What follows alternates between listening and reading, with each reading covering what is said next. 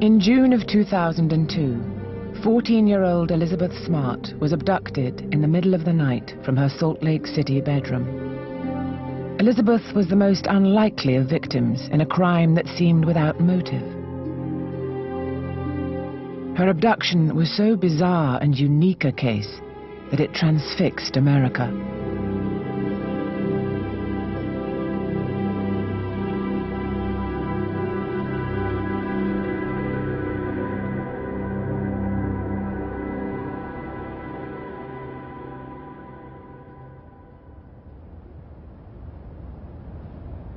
We gathered together as a family, as we always do, and had our evening prayer together, and put the kids in bed.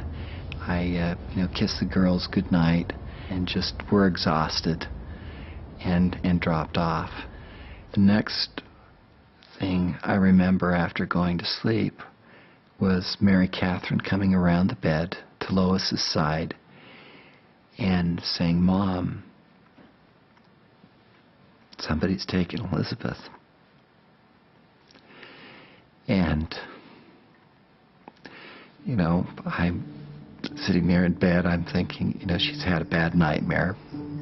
Mary Catherine remained in the room with Lois. As I went from room to room checking, it became more and more of a reality that, she was not here. I came down the steps, looked through my office, went into our family room. She was not there. And it really erupted when Lois came down the stairs and turned on the lights in our kitchen and saw the screen cut. Mary Catherine had come down and said, "You're not going to find her, a man's taken her." And you just can't even imagine what was Elizabeth going through. Lois was yelling, "Call 911," and that was the first thing that happened. When I arrived, the neighborhood was pretty much sealed off. We did a quick walk around, cursory look at the kitchen area window, and inside the bedroom where the abduction had taken place. There are a number of ways that somebody could have gotten into the home, anybody that was determined. The window's fairly high off the ground. For someone to climb through the window, they would have not only had to step up on the seat of the chair, they would have had to step up on the back of the chair just to make the cuts in the screen. If you have the plane of the window, then the window would open like this and kind of slide to the middle, and it's not a real wide window.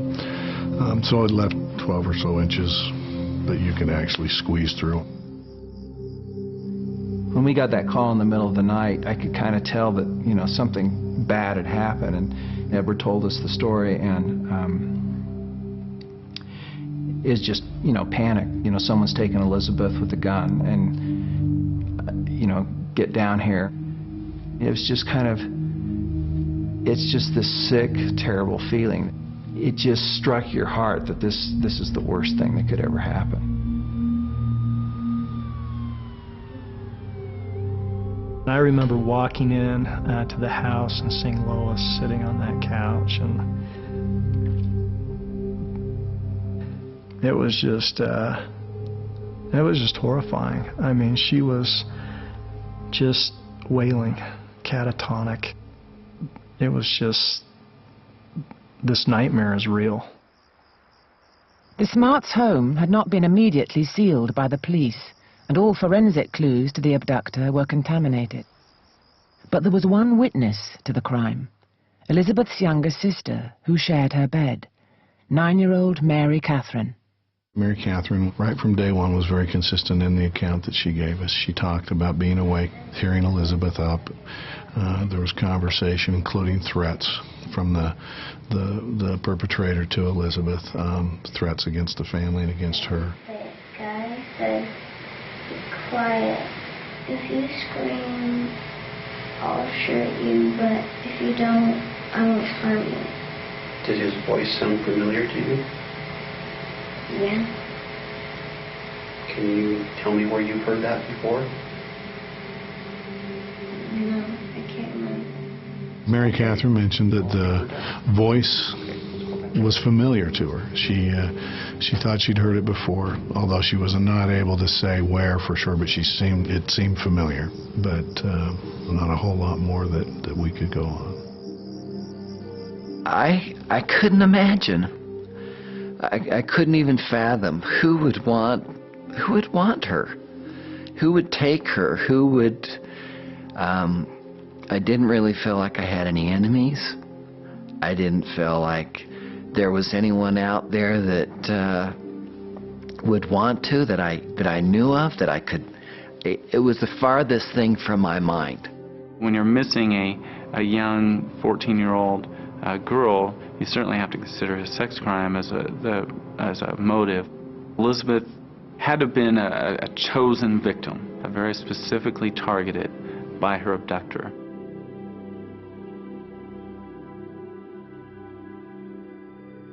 Until that terrible night, the Smarts had led a privileged and happy life.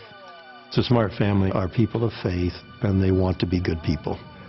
They want to live what they think they should be to be a good community member and a good Mormon church member. They wanted Elizabeth to sort of set an example for her siblings, younger siblings, which she did.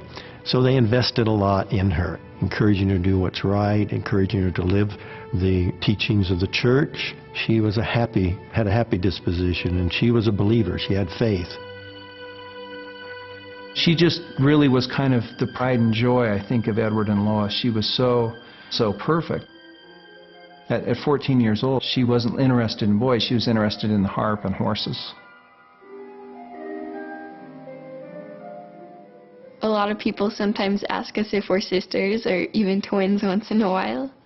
Sometimes when I go down to their house, they've got a gym in their basement. We like to just play dumb games. They have these really big bouncy balls, probably about 2 feet in diameter. We like to hold them, and we call it sumo wrestlers, and we run into each other with the balls. It was apparent pretty early on that she had a real low rating as a victim profile. She didn't hang out in front of the mall. She was not an active chat room participant on the internet. She was not hanging out with a boyfriend. She didn't participate in the kinds of things that would make her a likely victim. And she didn't have the kinds of conflicts even in the home and those kind of things that would make her run away or even stage something like this.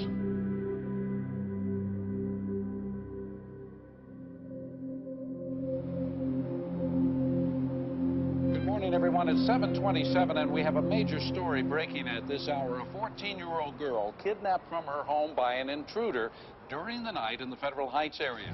Elizabeth, if you're out there, we're doing everything we possibly can to help you. We love you. We want you to come home safely to us. With every hour, the chance of finding Elizabeth alive was decreasing. Ed's oldest brother, Tom, a news photographer, took charge. I didn't want to wait a week later to find out whether the person down the street who, may have, whoever it was, did it or not. I mean, you have a sense of urgency that's immediate. The press is your friend in this situation. We need to get out there. And we did, and that all went out on the 10 o'clock news. You're watching KSL-5. This is the #1 Eyewitness News Special Report. We begin today with the statewide alert for the missing girl and the man who took her. Now, the kidnapping happened around 2 o'clock this morning, again, as we said, in the Salt Lake Federal Heights area. Abducted from her bedroom at gunpoint. And as Terry said, what the Smart family did was they just said, this is who she is. And all of the photographs and the video clips and everything. Elizabeth was an angelic little girl who'd been kidnapped, and she really was. She was this innocent, bright-eyed, obedient girl who played the harp. She became a symbol of, I think, innocence and a victim. She doesn't do anything to anyone, and there's no reason that you should have her. Please let her go, please.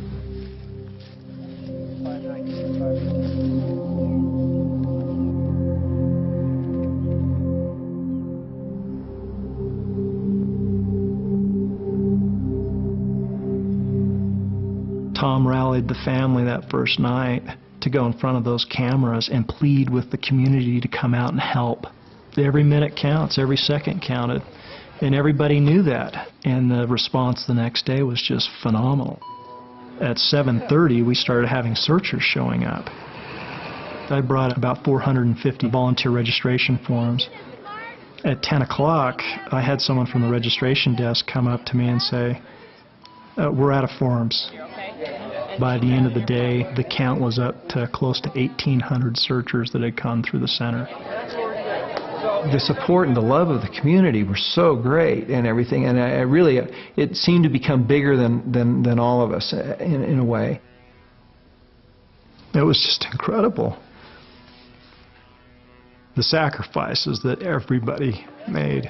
So anybody who has a car, raise their hand. Everybody could relate to a teenage girl being snatched from her bedroom in the middle of the night. That's everyone's kind of personal nightmare. And if it could happen to these people where they had a security system and where they're in an area that doesn't typically have a lot of crime, that could happen to anyone.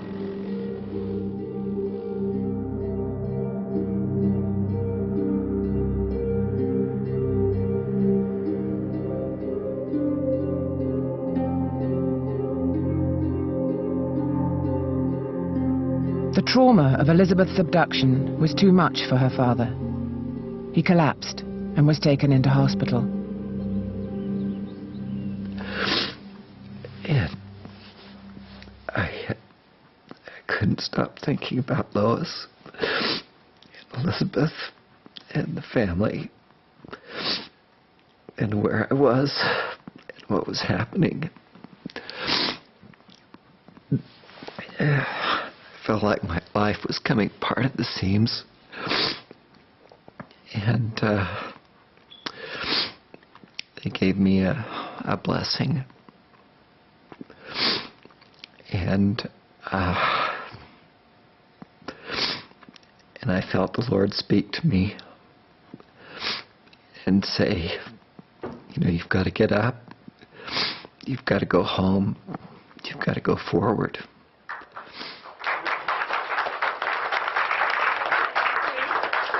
We appreciate so much what you've done. It's so overwhelming to see. They told me people were here, but it's overwhelming. We brought Edward and Lois down to see the amazing things that were going on down at that search center, and they were completely overwhelmed by it. It was almost like it gave them strength. The community gave them strength to continue on when they saw the effort that was going on. It was just incredible. Join us for a moment of silence to pray, to simply hope for the best, to send your best wishes. That night, as Lois and I prayed, my prayer took on a completely different view from what it had previously been. It was one of the purest forms of communication between Lois and I. It was one of the most comforting feelings that we had ever felt. I truly felt like, you know, the Lord was there, that He was watching over us, and that somehow we were going to make it through.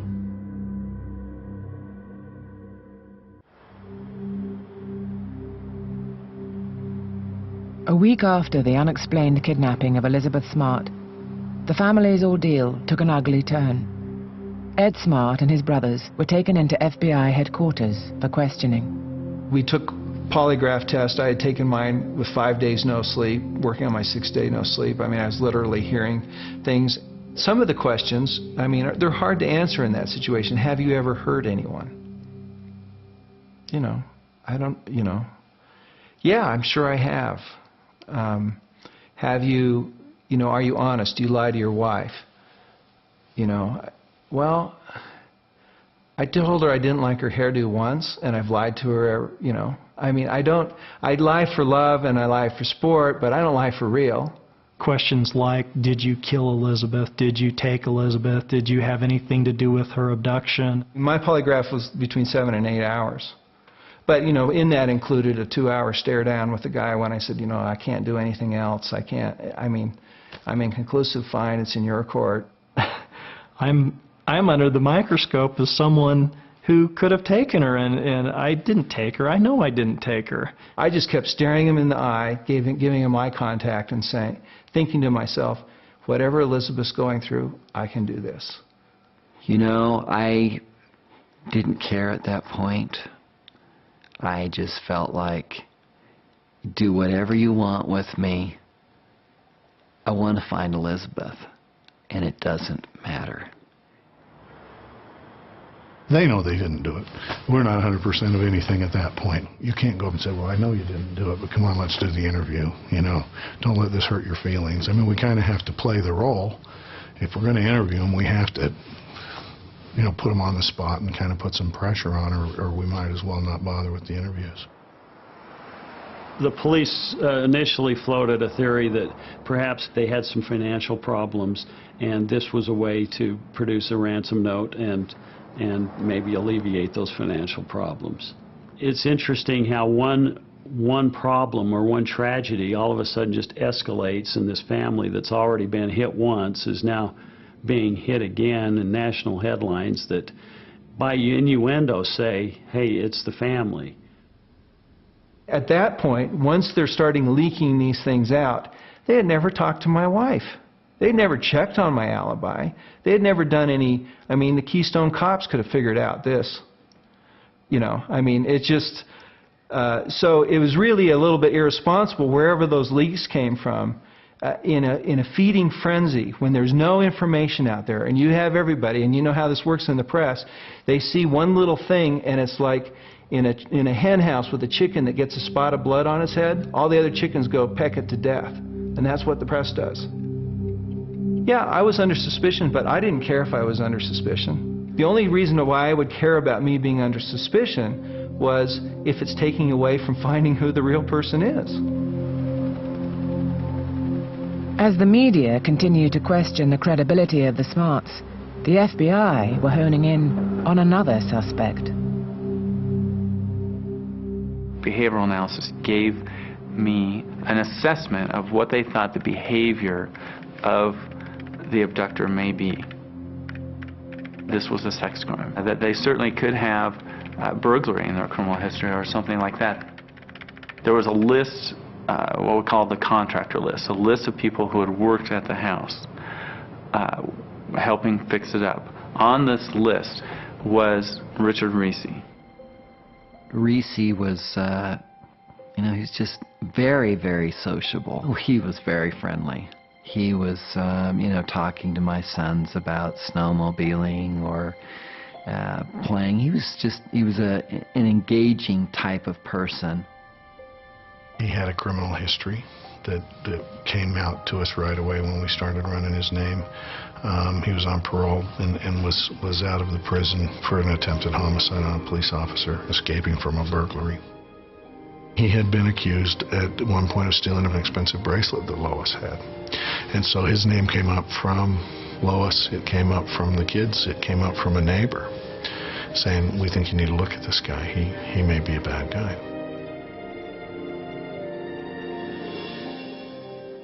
I didn't have the slightest clue that he had any record, that he was any kind of a threat. Richard Reese was a burglar who liked to go into people's homes and steal things, and sometimes when the people were in them, and when they investigated his trailer where he was living, they found items that he had stolen from Ed and Lois Smart. The theory with Richard Reese was that he was burglarizing the house. She woke up and recognized him. He knew that if he went back to prison, he probably wasn't getting out, and that he had taken her away as a witness. This evidence was horrendous.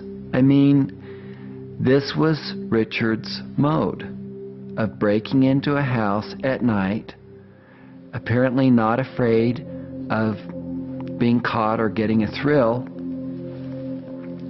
because he was willing to do this in the middle of the night.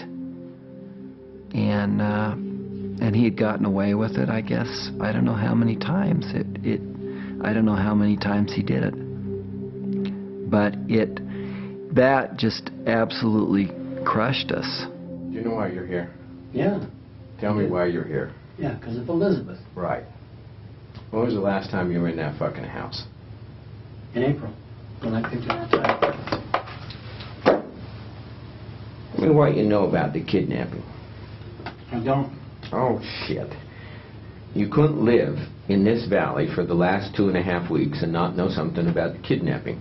I'm not playing games. I'm not saying tell me why you did the kidnapping. I'm saying tell me what you know about it, what you've heard on the news, what you've seen in the press. Somebody broke into Smart's house. Okay. Took Elizabeth. Okay. Now I'm the #1 suspect. A new face, some possible new evidence, and a set of intriguing new questions in the disappearance of Elizabeth Smart. A man with a long history of criminal behavior leaps to the top of the list of suspicious people in the Smart case. Let's take a closer look at Richard Reese and why police find him interesting. Reese was familiar with the Smart home. Richard's face was on TV, and Mary Catherine saw it. And she said, what's Richard's face doing on there? It wasn't him. And, you know, of course, we, passed all of this information on. You've got to realize, too, that it was very dark in that room. And so we still had this big question mark going on in our mind. Could she really see someone in there? I was fairly comfortable that Mary Catherine, by looking at someone, couldn't identify her suspect. That she didn't have that in her memory. She didn't see this person's face. Oh, you want to hear some fucking shit? Want me to make up some bullshit? No, I don't want you to make up bullshit. Well, then fucking believe me, God damn it. Well, there's too many things that don't. Well, I don't get what. Find out who in the fuck did this shit.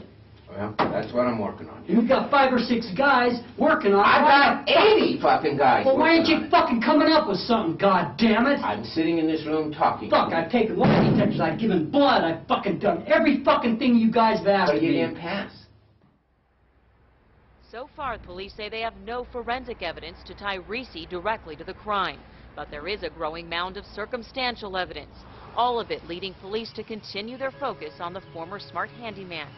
8 weeks after Elizabeth was taken, there was another break-in attempt at her cousin's house.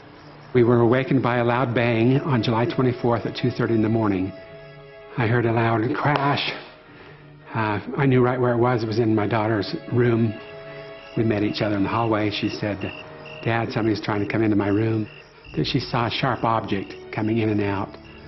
I said, "We better call the police," and so we dialed 911.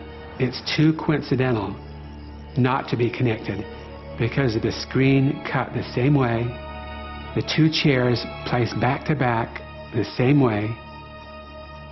It's got to be connected somehow. Okay, cut screen.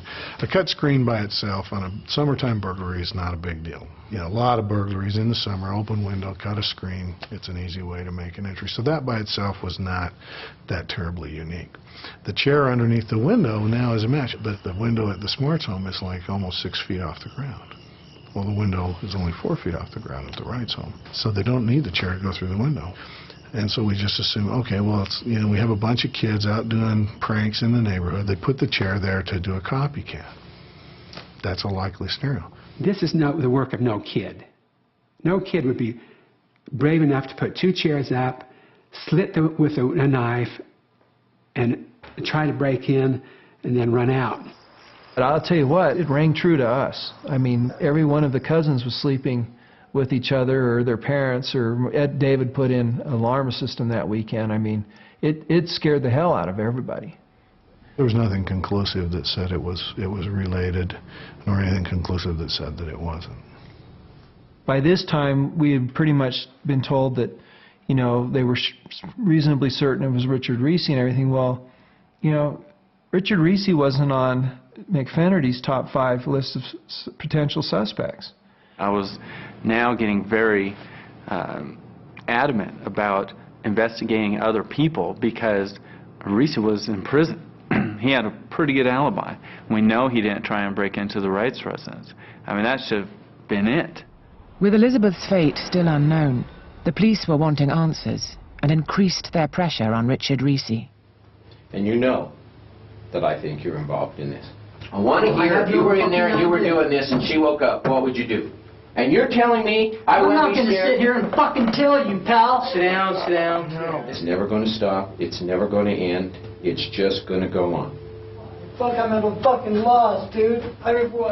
Put yourself in my motherfucking shoes. Shit. I didn't fuck around with no fucking girl. God damn.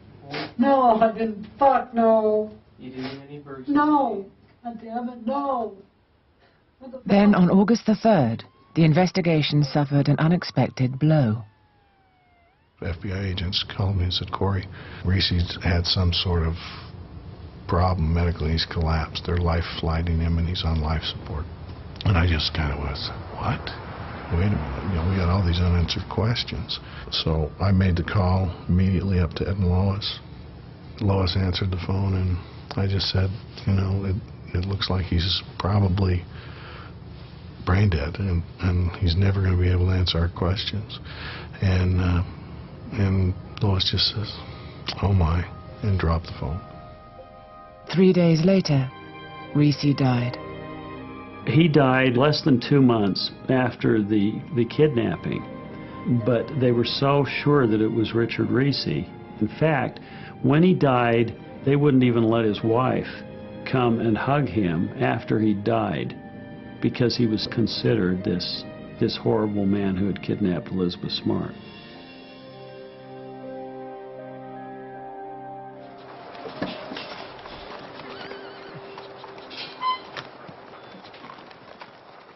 After Richard Reese died, everybody would come to us and say, you know, it's too bad. And I say, you know, it's still active. And literally, people who I worked with for years, they'd put their arm on my shoulder and say, you know, you really need to see somebody. I mean, they were really concerned that it was that you just can't give it up and everything. But, you know, the fact that we had searched so much and hadn't found a body or found any evidence at all was also somewhat, you know, somewhat reassuring. I mean, if we had found, you know, something to show that she wasn't alive, we certainly would have felt differently. But no, we couldn't let it go. We were after it. I couldn't be angry at God. I knew that God was not the one doing this. I knew he wasn't. I was angry at somebody's choice to take my daughter. I remember hearing people in the background, there's Ed Smart. How can you think that she's still out there? I remember sitting in my office and opening the drawer and going through the baptisms, those who've been baptized, and seeing her name on it, and just starting to cry. And at that point, my mind said to me, I don't think she's alive. And then my heart said, well, I'm not going to lose hope. I can't lose hope. And I read this to the congregation. Verily I say unto you, my friends, fear not. Let your hearts be comforted. Yea, rejoice evermore, and in everything give thanks. Waiting patiently on the Lord, for your prayers have entered into the ears of the Lord of Sabaoth. If there's a question at all, why should I be doubtful? I should be optimistic, because that's the best way to be. I thought about her a lot, and I thought about what I'd say to her when she came back. And I dreamed about it a lot. I always dreamt that she was there and I was coming to their house and what I would say to her. And they were always good dreams. And then I'd wake up and I'd be disappointed. The investigators were really frustrated. We had followed psychic leads, sexual predator leads, devil worshiper leads, white collar, extortion type leads, motorcycle gang leads, internet predator leads. I mean, we had just chased down hundreds and hundreds of different theories and things, and yeah, people were discouraged.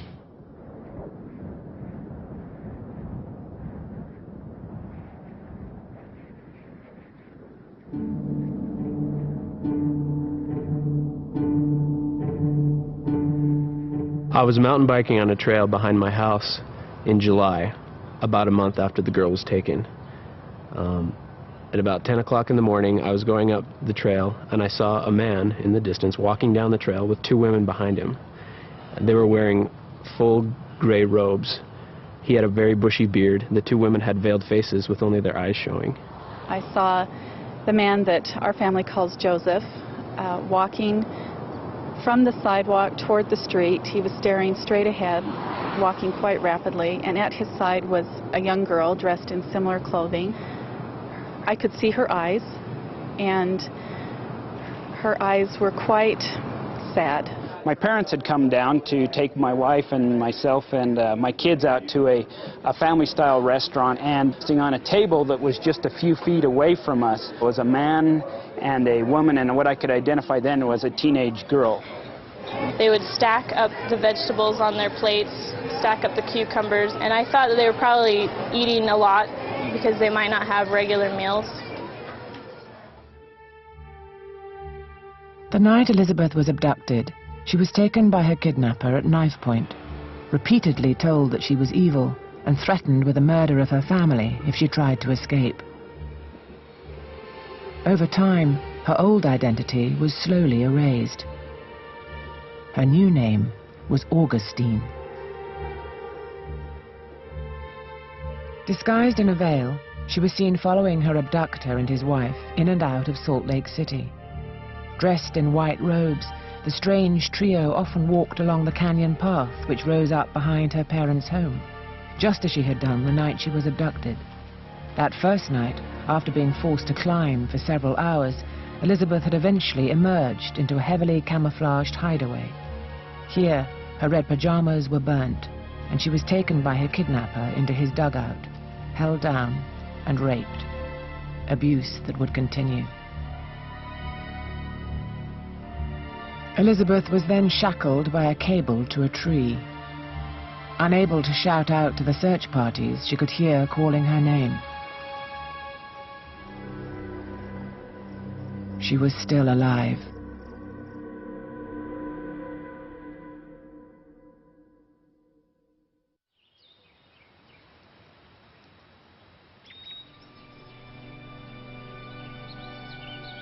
More than 4 months after the abduction of Elizabeth Smart, the police and public had given up hope of finding her alive. But in October, Elizabeth's younger sister came forward with startling information. It was about 10:30 or 11 o'clock, and Mary Catherine came in and said, "Dad, I think I know who it is. I think I know who it is." And I said, "Who?" And she said, "Emmanuel."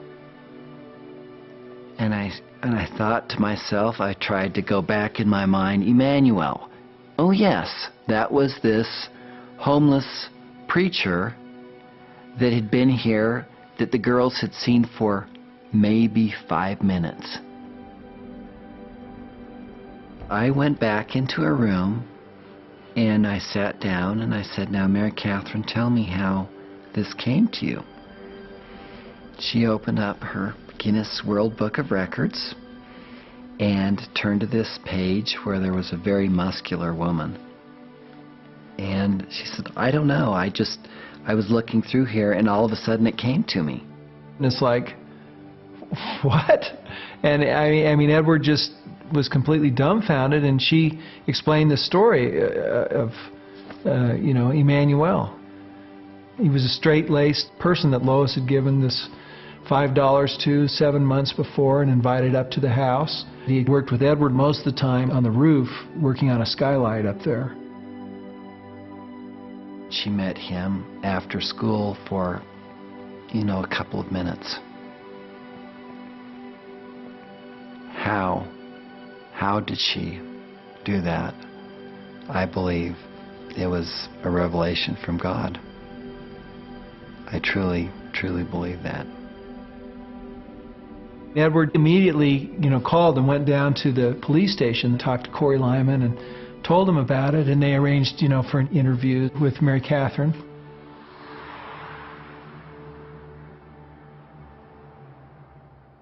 Okay, you said you met him on the street. Do you know what street that was? in the downtown, inside in that area, you know where a lot of homeless people go. And when was the next time that you saw this man?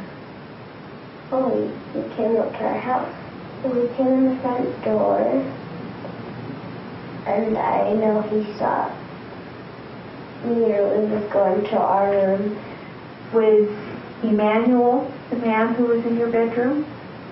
I'm not quite sure. It might have been. You're not quite sure, but it might have been? Even though the eyewitness comes and says that she knows who it was who came in the house, it still didn't let Richard Reese off the hook. They said that they were looking for Emmanuel, and they told the Smart family, don't go public with this because we don't want to scare him off. To see how solidly stuck they were on Richard Reese is amazing. Amazing. And it was just like, wait, this is the most important lead. Why are you discrediting it and trying to shut it down? I mean, for heaven's sakes, come on. This is the most important lead you guys have had. Nothing's happened with Reese. Give it up. You know, go with this.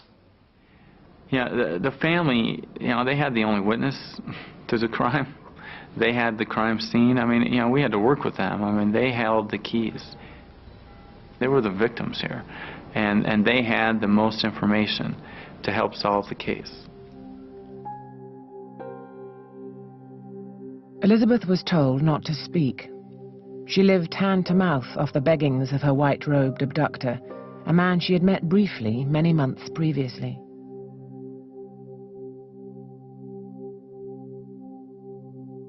Her new life took her into a strange world that she had never known before.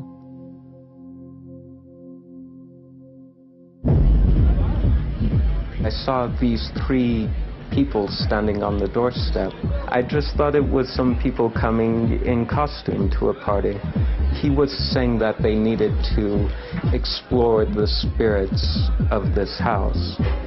And so I invited them in. I said, come in. I thought that the girl that was veiled was like 19 or 21, that age group. She's tall. She's a good 5'6", 5'7", and she does not come across, I mean, all the posters and all the pictures that you ever saw in the news, it looked like a little girl. Emmanuel was very charismatic. He had a way of kind of manipulating people. He had very intense eyes, and he would just keep going on. Testosterone, alcohol, and religious dogma at, you know, midnight is really not a good combo. These people were chanting some kind of biblical curse or something, like they were saying, burn, burn. The two women were kind of standing there on the sidelines, and I asked them, you know, are you okay? Do you need any help? You know, you don't have to go with this guy. And they pretty much ignored me and just followed after him and wandered away into the night.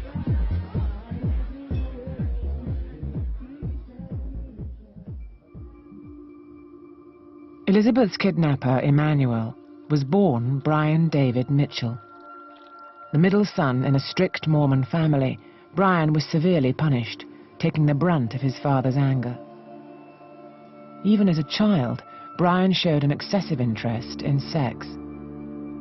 We had a book at home that had explicit pictures of the genitalia, you know, and he promptly proceeded to play doctor in a little hut in the backyard with the neighborhood kids, and that got him, we got a little feedback from their parents for that. Brian's accomplice, Wanda Baze, grew up on the other side of Salt Lake. With her father away on business, Wanda was brought up by her mother, and from an early age she developed a disquieting sense of insecurity. Wanda was always bashful and clung to me whenever we were in public. She would have to stand by me and hang on to my leg. So she always felt more secure. She hanging on to Mommy. By the age of 13, Brian was the black sheep in the Mitchell family. He got into drugs and alcohol, and by his first year at high school, Brian was caught preying upon very young girls.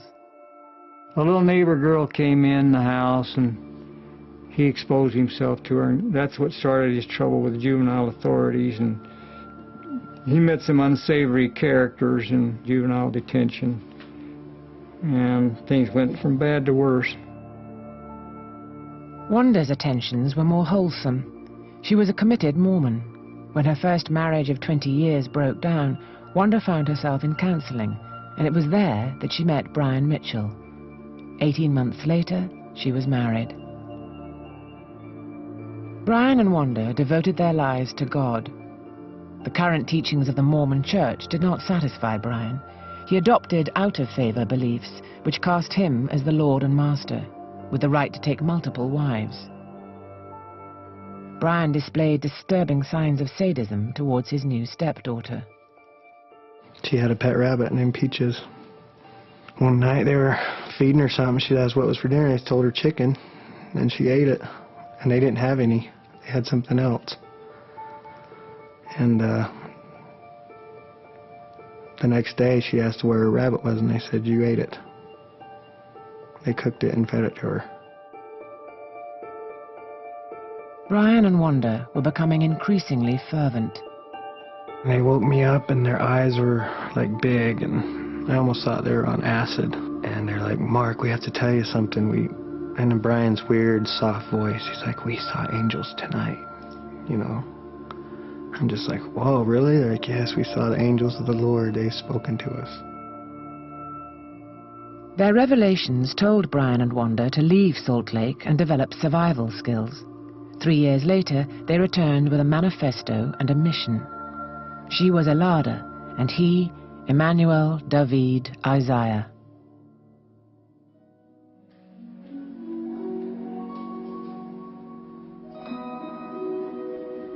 On November the 16th, to mark Elizabeth's 15th birthday, a concert was held in her memory.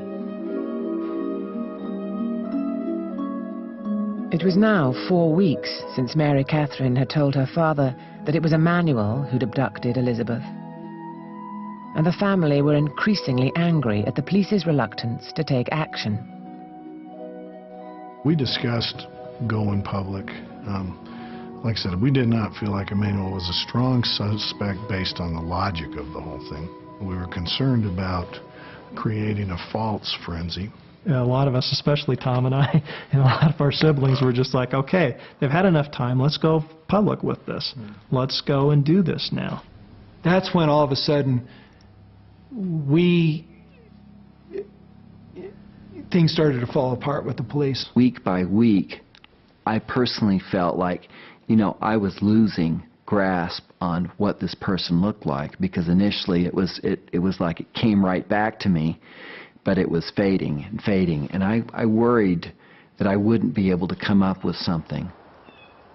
There was about a 5 or 6 week period of time that went by, and when I finally started doing a sketch.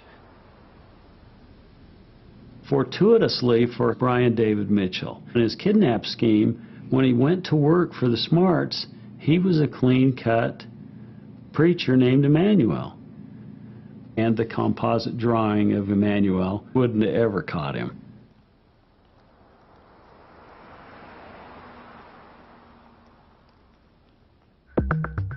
In October, before the search for Emmanuel had even begun, Elizabeth was taken to Salt Lake City bus station. With her veil tied tightly across her face, she boarded a bus and left her hometown and fast-approaching winter behind her. The long journey took Elizabeth hundreds of miles away, to Lakeside, a small cowboy town in Southern California. If you were living on the streets, Lakeside would be an optimal place to be, a sort of area where outward unusual appearance does not necessarily draw undue attention to oneself. So if someone were to blend into an area of San Diego County and have a relatively easy time of it, I would suspect that Lakeside would be a choice. We started calling them the worshipers because they were dressed so odd, like something out of a Cecil B. DeMille biblical movie.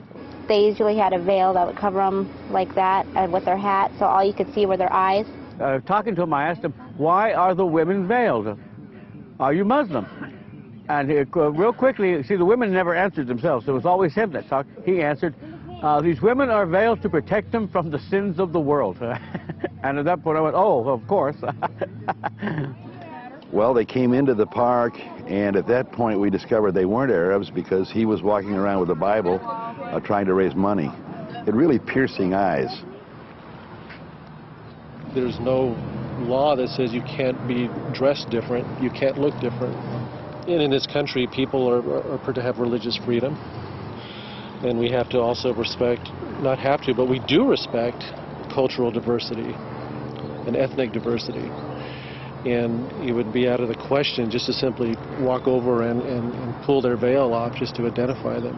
I received a radio call of aggressive panhandlers. So I asked for his personal information, and he gave me his name as David Shirlson. He identified the older lady as Alada Shirlson, his wife, and the young girl as Esther Shirlson, and said that she was his daughter. And I ran the names and dates of birth that he gave me through their computer system. There was nothing on them. In Lakeside, Elizabeth lived with her kidnappers in the bottom of a dried-out riverbed. They slept on the ground in a tucked-away camp, under the cover of brush and rough tarpaulin. Brian David Mitchell's a very manipulative human being. On the one hand, he uses his belief to draw attention to himself when he feels that necessary, to gain shelter, money, food, clothing, but he also uses it as a way to have people stay away from him. When you engage him in conversation, certainly as law enforcement, he'll take off on a tirade, and that gives him a bit of insulation from further investigation.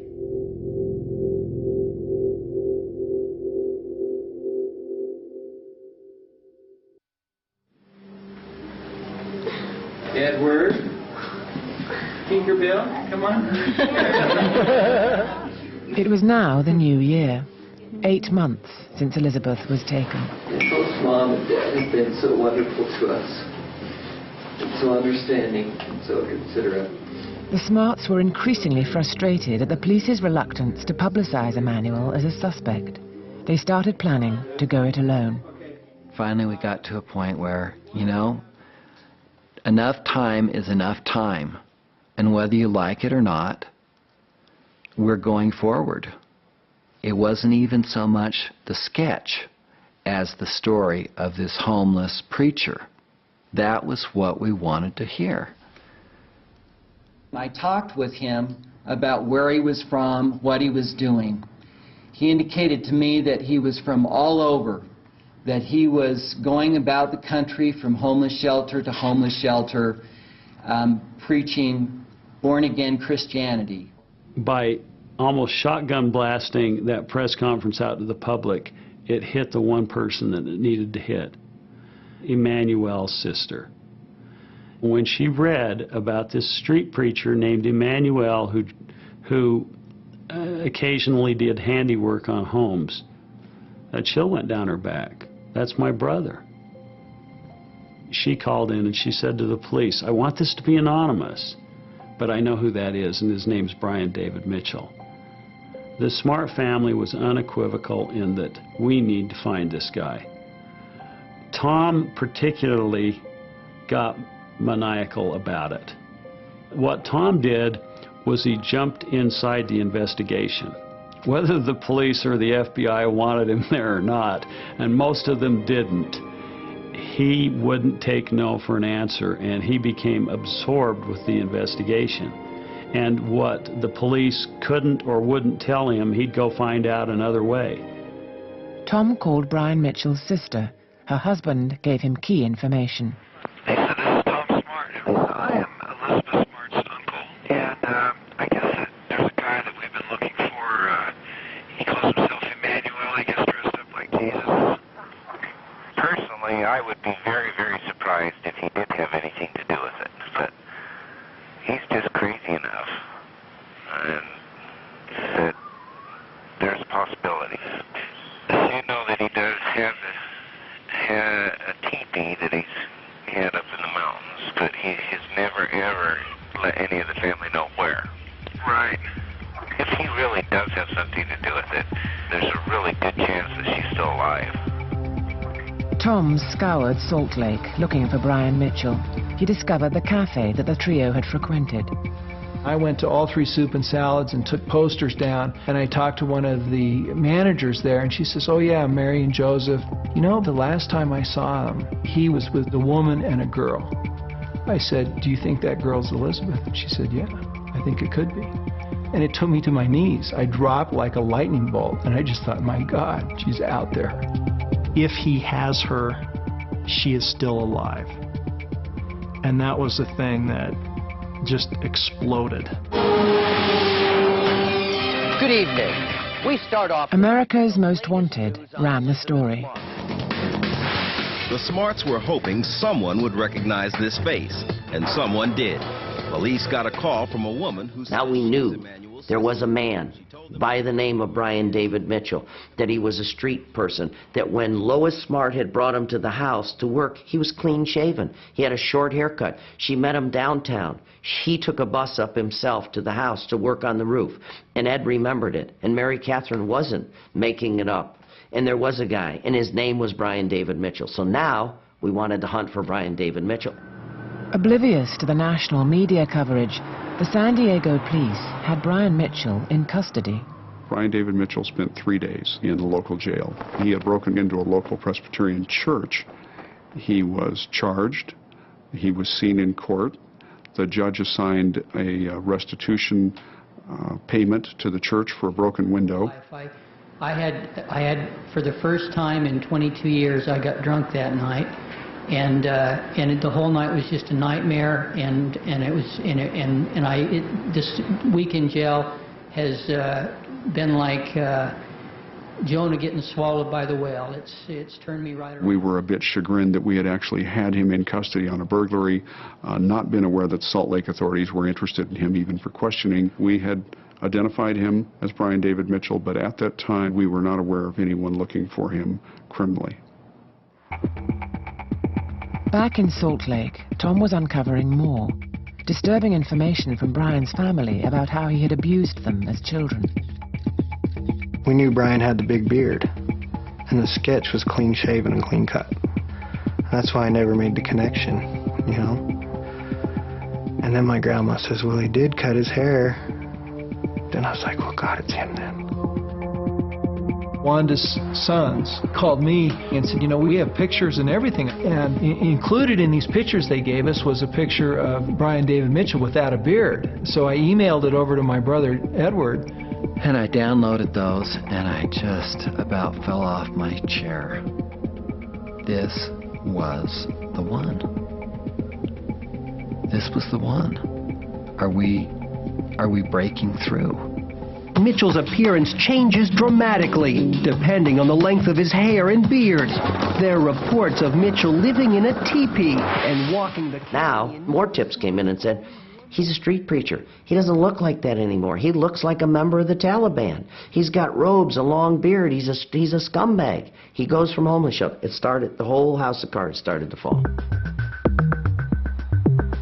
When Brian was released from prison, he decided they should leave California. Elizabeth was taken on the bus with just her filthy bedroll. She had on sunglasses and a grey wig for disguise. When asked, she told people she'd had an eye operation. The trio bussed and hitchhiked their way northwards. When the bus stopped, Elizabeth disembarked and found herself in Sandy, a suburb of Salt Lake City.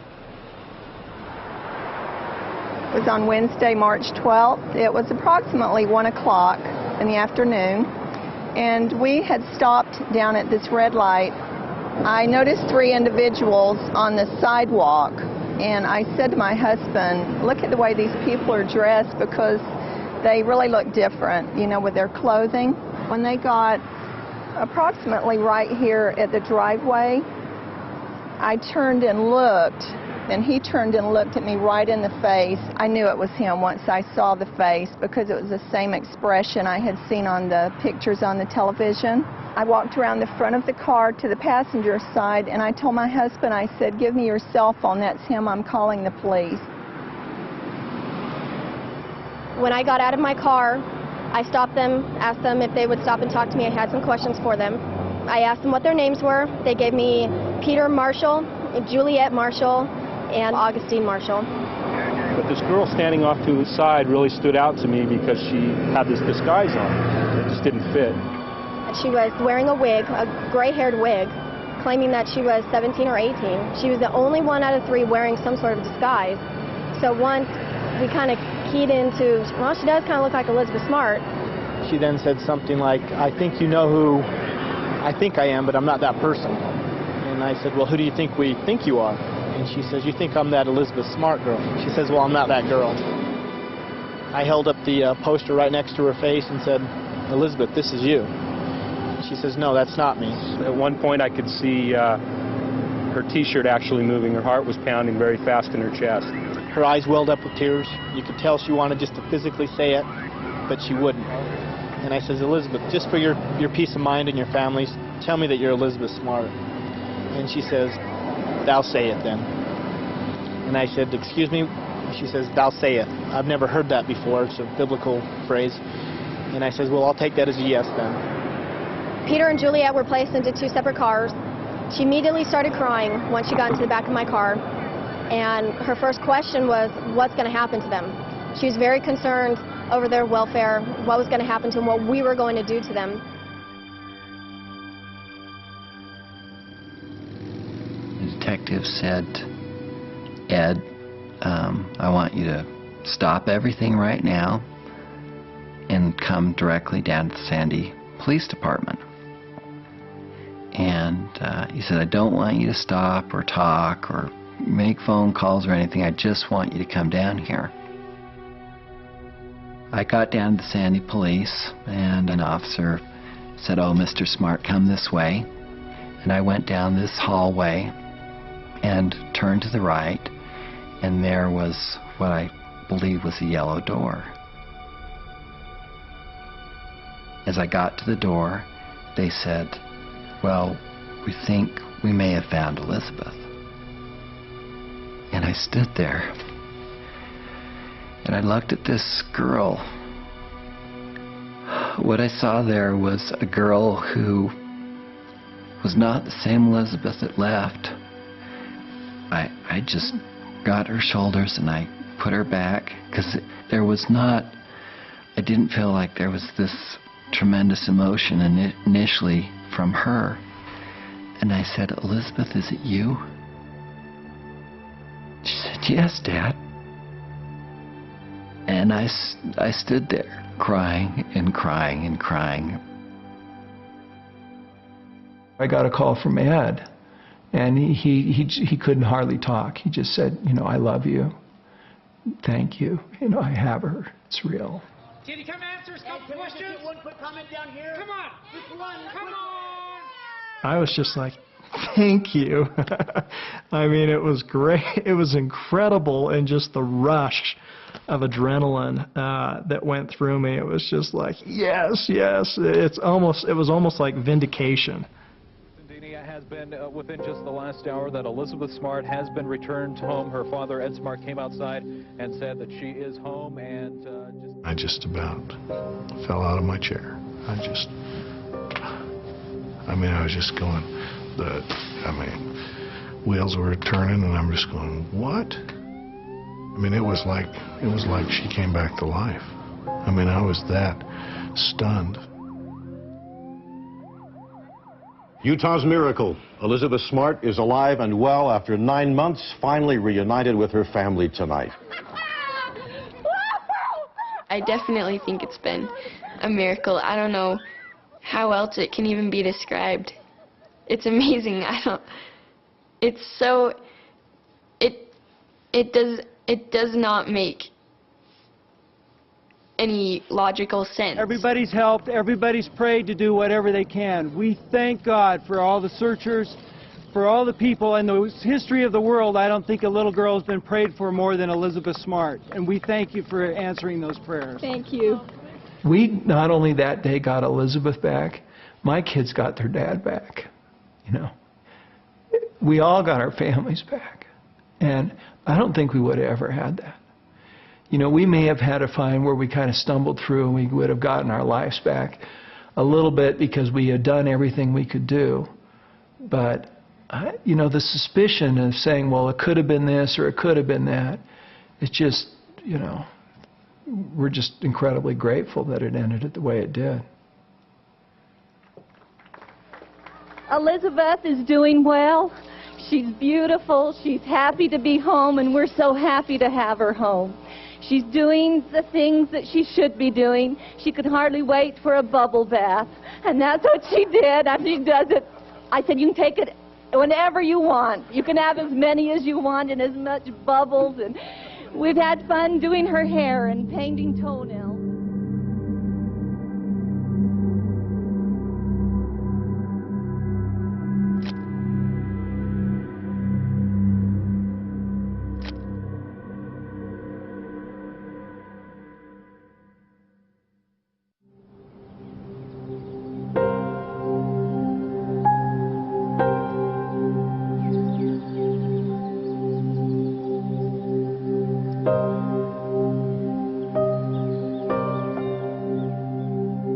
For the Smart family, the years since Elizabeth's rescue have been challenging and painful.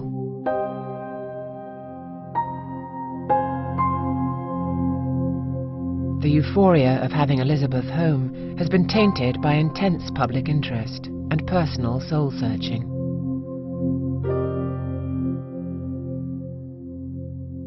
The recovery of Elizabeth was phenomenal. The aftermath of that and everyone trying to put their lives back together is a whole nother story in and of itself. During the search, we were so close. We were always communicating. We were always doing something. And We were doing everything we possibly and then after that, kind of, you don't have that one common goal anymore. I think that for, you know, a year and a half or 2 years, I think that in the extended family, it was just such a hard thing to have gone through that we were going through a form of post-traumatic stress. Difficulties within the family were exacerbated by a book that Tom wrote in 2005. It detailed the police investigation. And my wife said, well, what are your intentions on doing this? And she really didn't want me to continue doing it. I said, you know, if you ever want me to be back to who I am, you just need to let me tell the story and get it out. In their memoirs, Edward and Lois largely avoided the details of Elizabeth's ordeal by concentrating on their own personal struggle as parents. They were difficult times. You know, Lois and I were focusing on ourselves and how our family was doing, and those were not easy times for anyone. I think we're about 80–85% healed from all that, and maybe that 15% you never will. That's just part of life and kind of the scars that everybody carries. Times like what we went through those 9 months are so difficult and really tries your faith.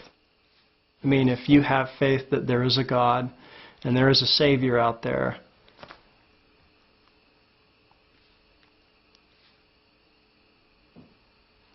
why aren't you getting an answer? You're praying, why aren't you getting an answer to it? And 9 months, we didn't get an answer.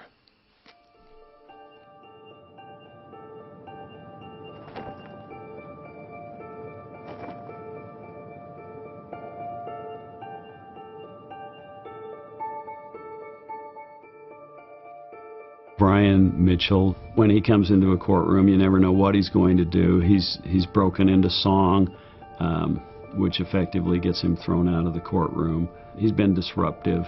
Hasn't been violent yet, but he hasn't been terribly cooperative with his counsel, so his legal counsel has changed several times. Miss Barzee originally was less competent than she is now. Mr. Mitchell, however, because of his religious zeal or because of his mental illness, seems to be progressively angrier and seems to be more frustrated with the system. This is the Mitchell that took Elizabeth Smart and took her away from her family. After 4 years of legal wrangling, Brian and Wanda are now being held in a mental hospital. They face charges of sexual assault and kidnapping. The courts are struggling to decide whether they are competent enough to stand trial. The United States Supreme Court has told us that we should not force people to take medication without at least having a hearing. And the forced medication is an attempt to restore them to competency so we can try them and to make sure that they are well enough to understand what the proceedings are. Whether it's all calculated or whether it's spontaneous, who knows? Who knows if he's just saying, this is how I can get thrown out of court. I sat there and looked at Brian Mitchell, and I just thought to myself, how in the world did you ever get to the point that you have gotten to? How have you become so extreme that you can justify kidnapping a child? He is nothing more than a sex offender. Ladies and gentlemen, the President of the United States. Since her return, Elizabeth has joined her father as an advocate for child protection. She lent her support to the Adam Walsh Act, which President Bush recently signed into law. The act calls for a nationwide register of sex offenders. I was of the opinion, these bad things happen to other people. They don't happen to me. And of course, when it happened, you just realize the reality of life, that it does happen. It doesn't matter who you are, where you are, what your status is, they do happen. We felt very strongly that Rad Kids is a program that teaches options to children. We felt so good about it that we sent our children through the training program. Elizabeth, she's definitely aware of what I'm doing, and she has been very helpful to try and support avoiding potential other abductions out there. I know that she would do anything she could to help prevent that. Elizabeth has not spoken publicly about her ordeal. To America, she has been presented as a powerful image for child protection.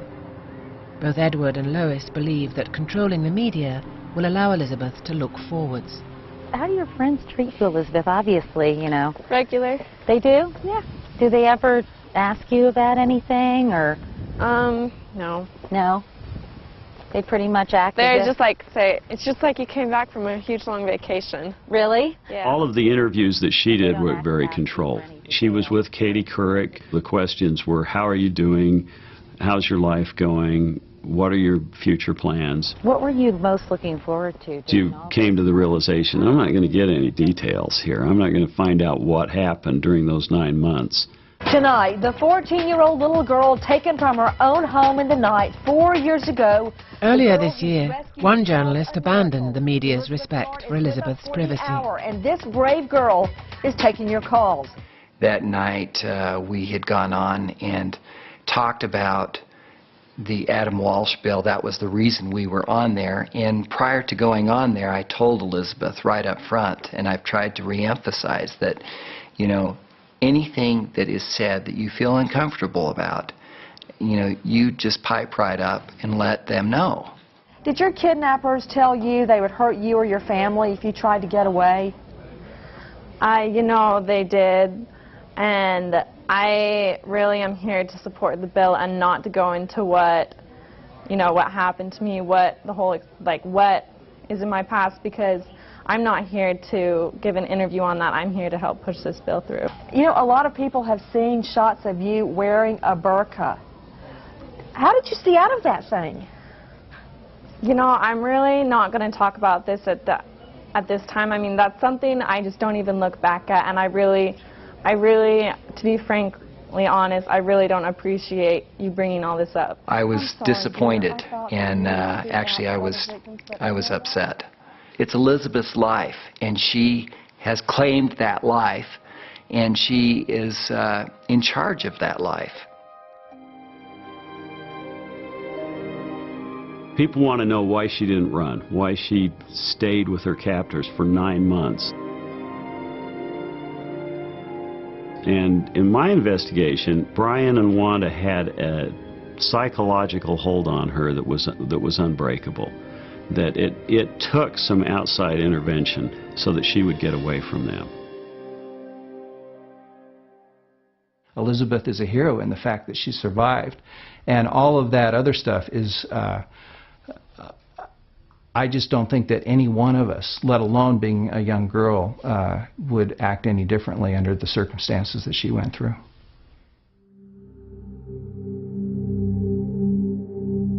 While Elizabeth was out there, you know, she depended very much on prayer and a knowledge of who she was, and that one day, you know, she would see us again.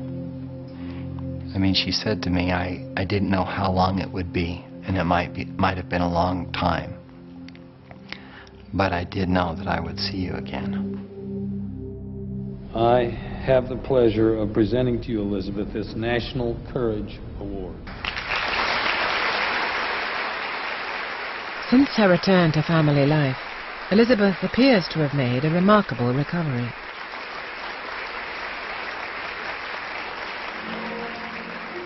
She rejoined her Mormon community and after a period in counseling, went back to school. For the past 2 years, Elizabeth has studied music at university.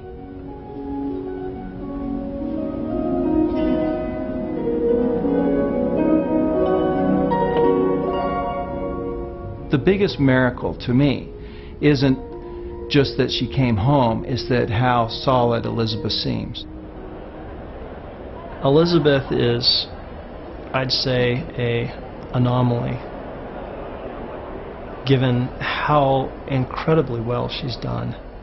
And I come back to her faith, how strong she is in her faith. Elizabeth is very much in control of her situation, and Elizabeth is a survivor.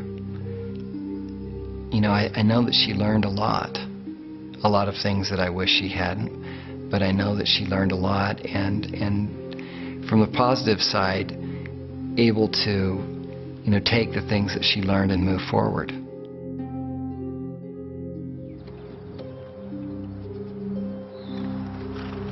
Even though you have the best of all possible outcomes, you still have kind of wounds from being through such a traumatic experience. If there was one lesson that I think is important as far as this is, there's certainly hope. I mean, hope is a great lesson. It's not always completely dark, even in what we think is the darkest time.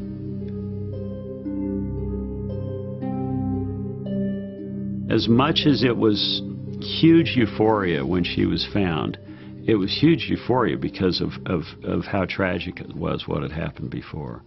The chilling part is that if she hadn't gotten found, I think 4 years later, it's pretty obvious she'd be part of that family and part of that compound. So I'm glad it's over, and I'm glad she's back. I mean, life progresses and life moves on, and I don't live in the past. At least I don't feel like I do. There is nothing more important to me than my family, and having Elizabeth back home has been so wonderful.